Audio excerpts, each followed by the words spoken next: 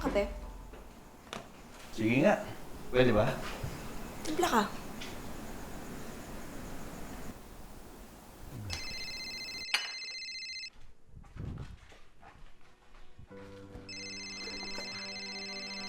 Hello?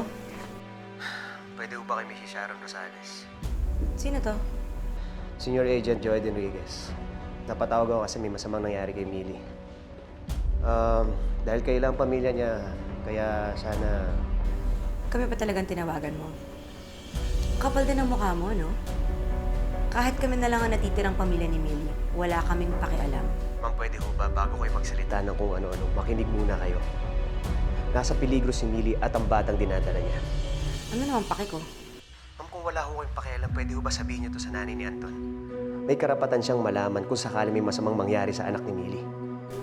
Wala na talaga kaming malasakit para kay Millie. Dinuntis mo siya, di ba? Akutin mo yung responsibilidad. Huwag mo kami idamay. Mali talaga na tinawagan ko pa kayo. Ginagawa ko lang to alang-alang kay Millie. Kayo na lang ho ang natitirang pamilya niya. Anak ni Anton na nakataya dito, kaya sana naman ma-realize niyo yan bago pa mahuli ang lahat. Kahit ano pang sabihin mo, wala ka. Anong nangyari kay Millie? Mrs. Sharon Rosales, kailangan ho kayo ni Millie. Nasa hospital po siya. Nandito po kami sa Mary Ways General Hospital dito sa Marilao. Manong, ibuk mo ako ng taxi.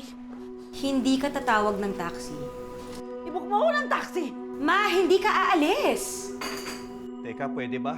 Mag-usap muna kayong dalawa, tapos balikan niyo ako kapag nakapag-desisyon na kayo. Leila, ano ba? Ha?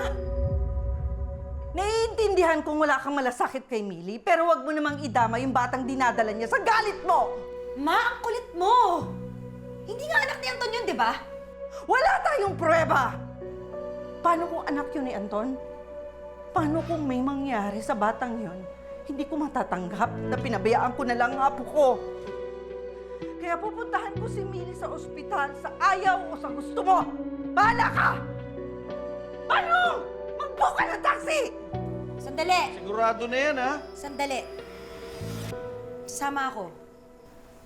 Hindi ako papayag na pumunta ka doon mag-isa.